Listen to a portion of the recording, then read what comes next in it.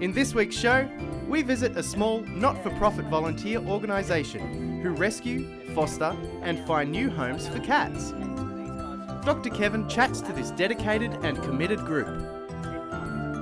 Since meeting 2 of our puppies, we have watched them grow over the past 3 weeks. Now, it's the first week of our puppy class, and we get to meet the whole group of owners and their new puppies. We also get to meet our trainer, Chris.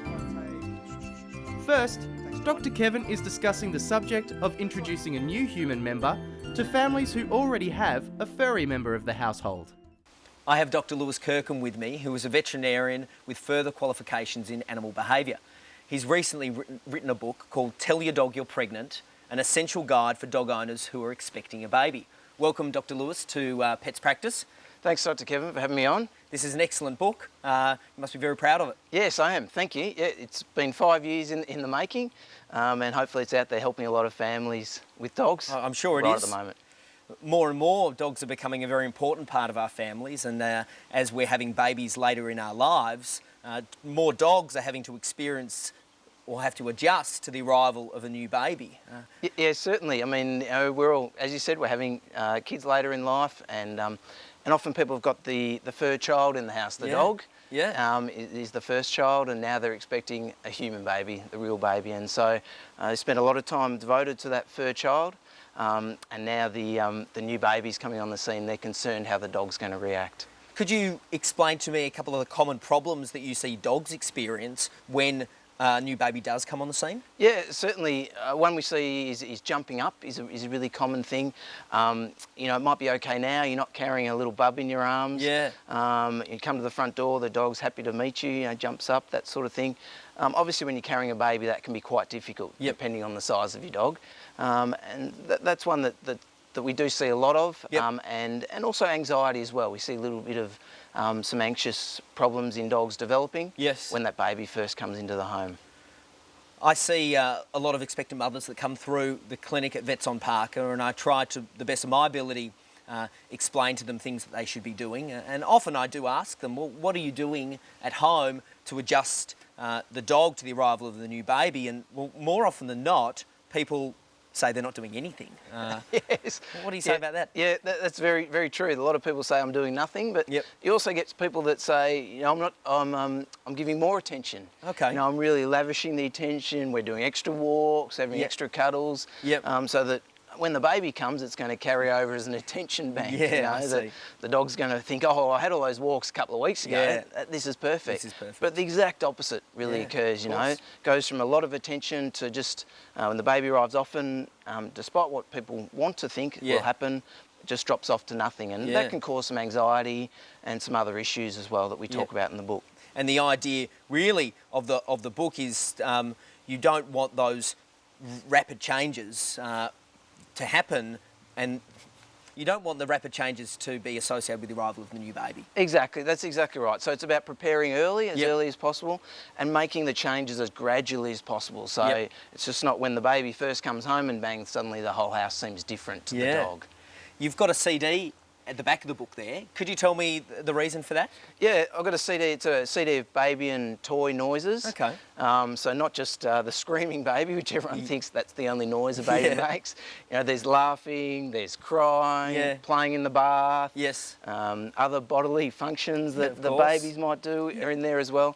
And so it's about the dog getting used to those. You know, we don't want the first time they hear a noise that perhaps they think's a bit frightening or a bit scary or even makes them bark. Yes. It's not when that baby's in the house. Yeah, so the idea is to play it on a regular basis before the baby arrives. That's all right, yeah, play it at a low level initially, and the book talks about how to gradually get them used to the sounds. And the dog should be obviously really relaxed while the CD's playing? Yeah, doing something fun, we say, you know. Again, maybe they're playing a game, or maybe you want them sitting on a mat, you know, chewing a toy or something like that. So it's working through what they want the dog to be doing in that situation.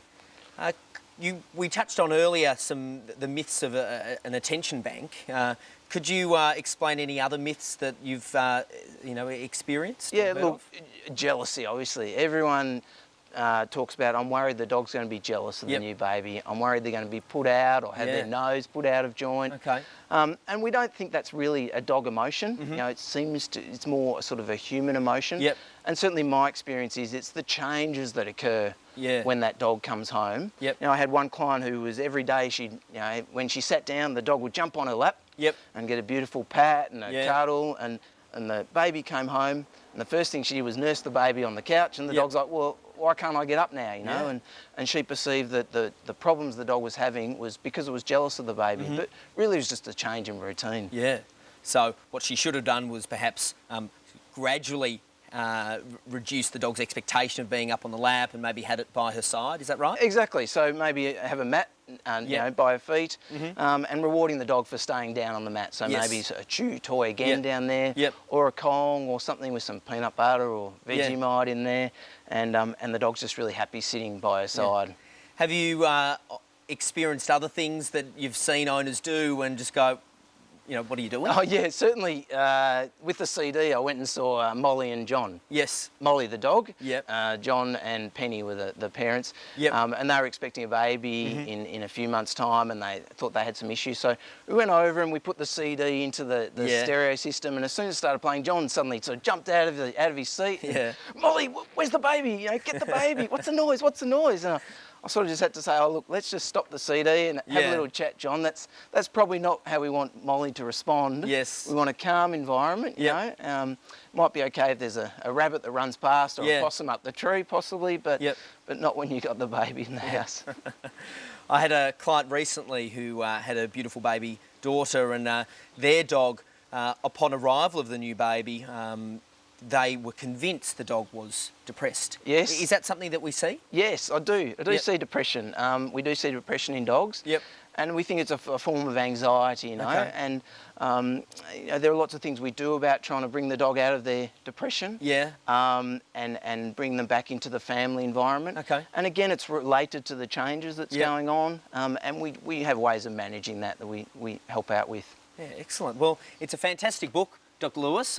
It's certainly, I encourage all new, all expectant mothers to get out there and have a read of it. There are a lot of books out there to prepare parents for the arrival of the new baby, but this certainly seems to be the first one that I'm aware of that's actually preparing the dog. Yes.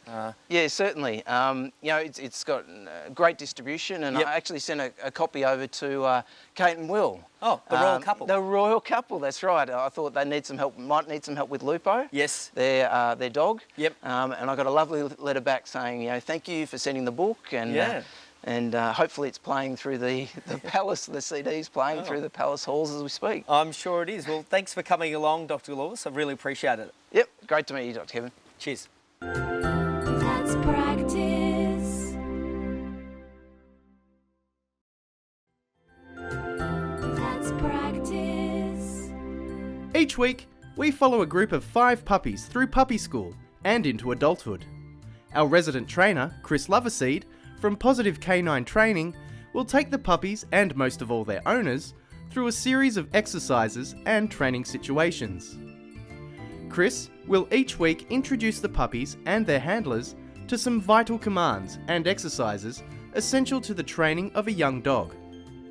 The exercises they do will help socialise the dogs and allow the handlers to have a basic level of command and control over their new pets. Let's meet all the puppies for the first time. We have already met the Sanderson family and their chocolate Labrador Strider, and Sally and her Old English Sheepdog Pirate. They are joined by Kylie and her Bull Arab Buddy, Philia and her Cavoodle Elfie, and brother and sister Kim and Sue Lee with their Shih Tzu Poodle Cross, Emmy. Okay, good morning everybody, how are we doing today? Good. That's good. So glad to hear everyone's upbeat and happy. So one of the first things, when we're training our puppies, it's really important to be motivating and happy and exciting, because we're pretty out of it and pretty flat. To our dogs, they're pretty flat as well. It almost comes a chore to them. So the first question I'm going to ask for the class is, what do you think the most important command you can teach a dog is? Stay. Stay? That's not a command in my class. No such thing as stay. Sit. Sit. come. That's probably the second most important. One of the most important things you can teach a puppy is its name. It's really important that when you're training a young puppy to create a really positive association with its name. Its name should be an instant cue for attention.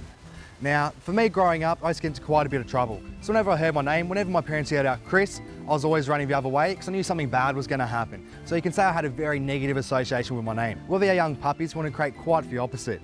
So whenever my parents said Chris, gave me $5, Chris gave me $5, the association with my name would have been rather positive.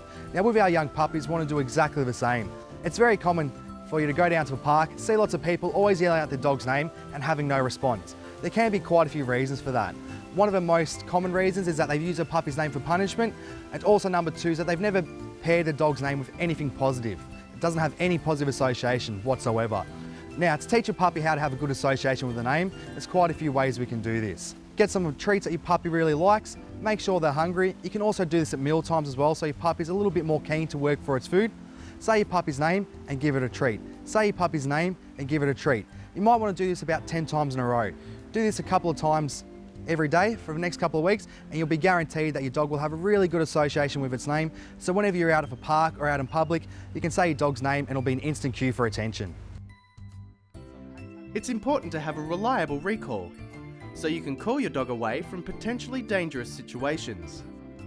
By teaching your puppy this skill, it will allow them to have more fun and off-leash freedom. We want to have a puppy pretty distracted. Now it's also important while we're teaching our puppies to come, we be extremely motivating and engaging. So I'm going to move back quite a bit, I'm going to make quite a bit of noise. So first thing I'm going to do is I'm going to say the puppy's name. Chances are probably going to blow me off. I'm going to make quite a bit of noise, like pop, pop, pop, pop, pop, get some attention. Then I'm going to start moving backwards. As soon as I can see the puppy is committed to coming towards me, that's when I'm going to say the word come. So I'm going to walk around, wait for the puppy to become distracted. Strider, pop, pop, pop, come. Good boy, good. Good. Now, as they're coming towards you, it's really important to give them heaps of praise and acknowledgement. So what happens with some puppies, they might turn around to face you, you don't say anything to them, like, oh, nothing's happening there, and they check out. So it's really important. The second they turn around, give you some focus, praise them really heavily. So I'll show you one more time. So walk around a little bit. Wait for a puppy to become distracted again.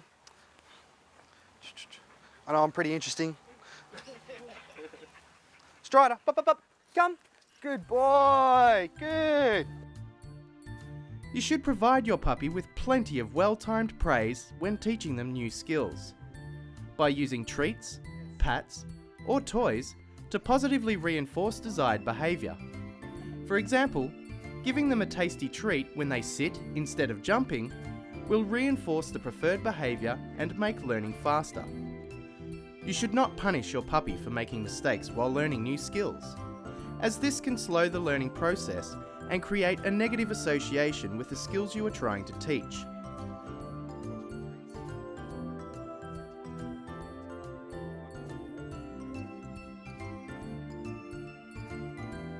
Chris encourages daily grooming and manual handling of your puppy.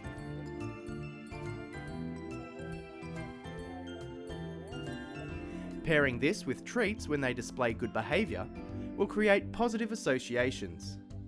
So your puppy is well behaved and comfortable when visiting the vet or being groomed.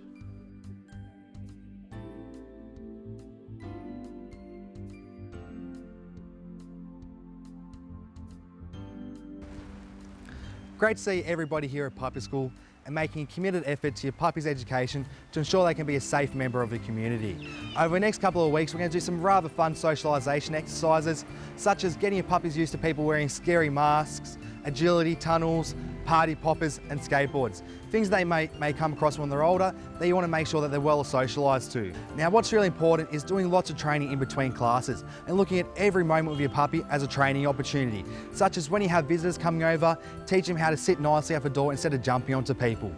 When I go out to a cafe on a weekend, I want to be able to bring my dog with me and make sure that they can be well behaved and not be a nuisance to everyone there. So that all starts off by training a young puppy, socialising him to the area and teach him how to be calm and relaxed in those sort of situations. Now the more of this training you can do while they're younger, the more benefit and the more big of a payoff is going to be when they're older. So all this starts while they're really young. And also, what's really important is ongoing training as well once you finish puppy school, to ensure that your puppy will continue to be a safe and respected member of your community. Let's practice.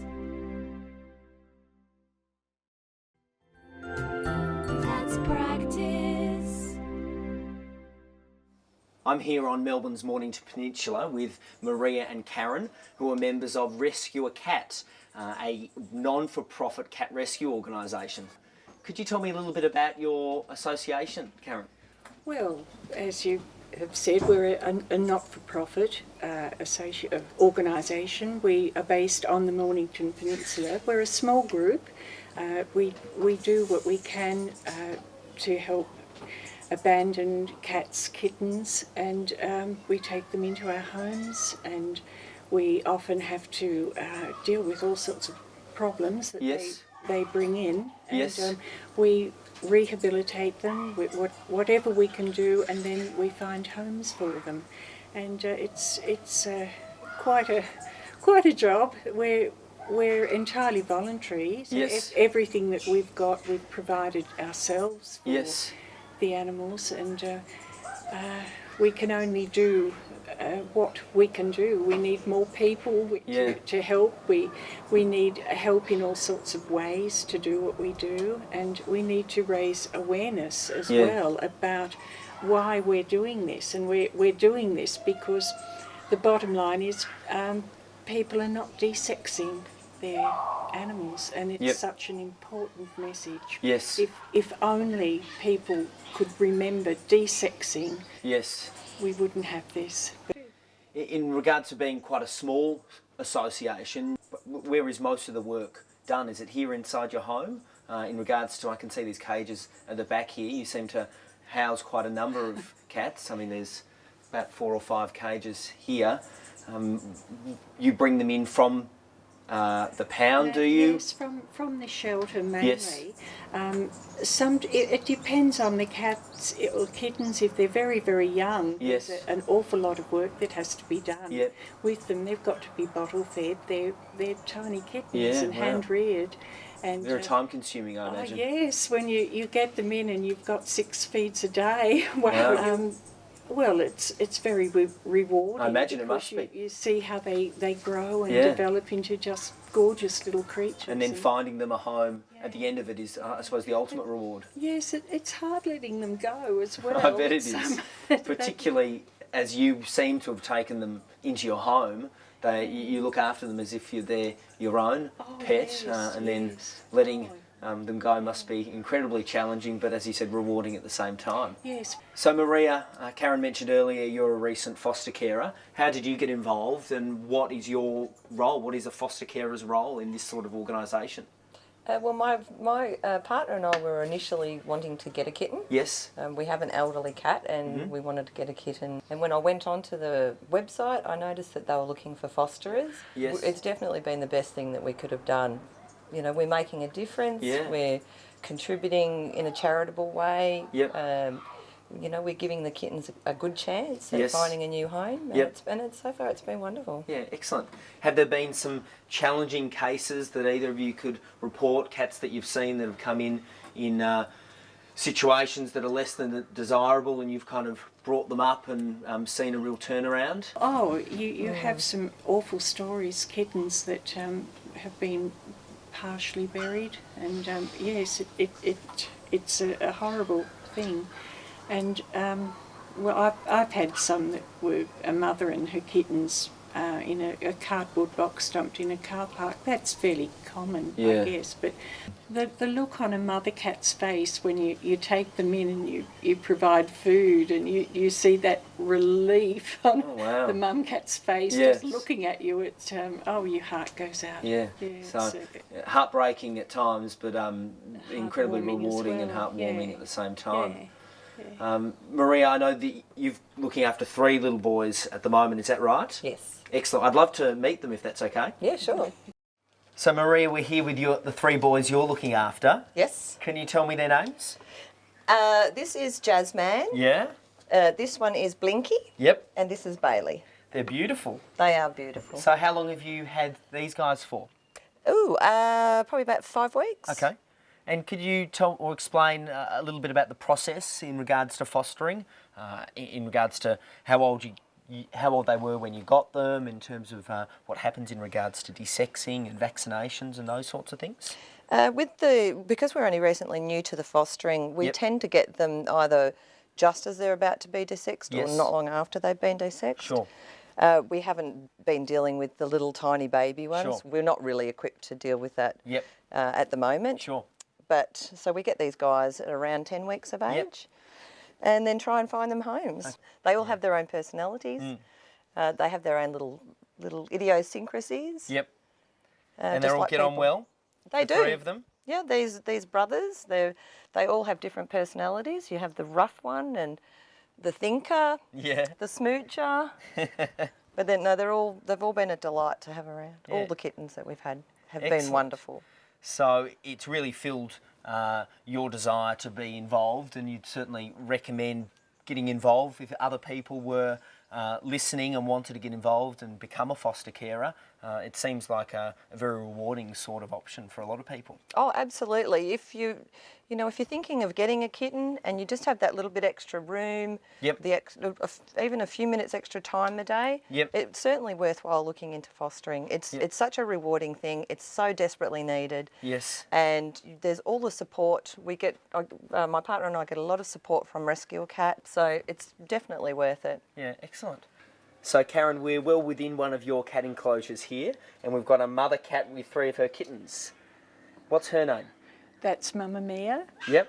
And how old are her kittens? They're 6 weeks old today. So in regards to the health care of cats looked after by Rescue a Cat, how is that funded?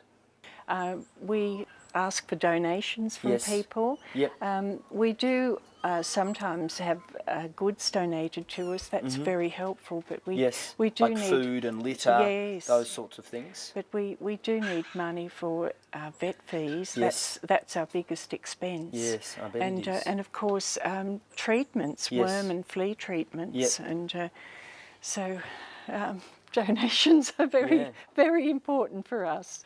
Well, I can see why you enjoy this role so much. I mean, it's incredibly rewarding looking after these little guys. Thank you so much for letting me into your home and showing me around. You do a wonderful job, and I certainly am aware of the plight of cats in Australia. I certainly encourage desexing for all cat owners, and the more that happens, the less unwanted cats there'll be around. But I know there's always going to be a need for people like yourselves and establishments and associations like Rescue Cat. So congratulations, you're doing a marvellous job. Thank you. And this little girl will be desexed as soon as we can. And little one? There won't be another litter.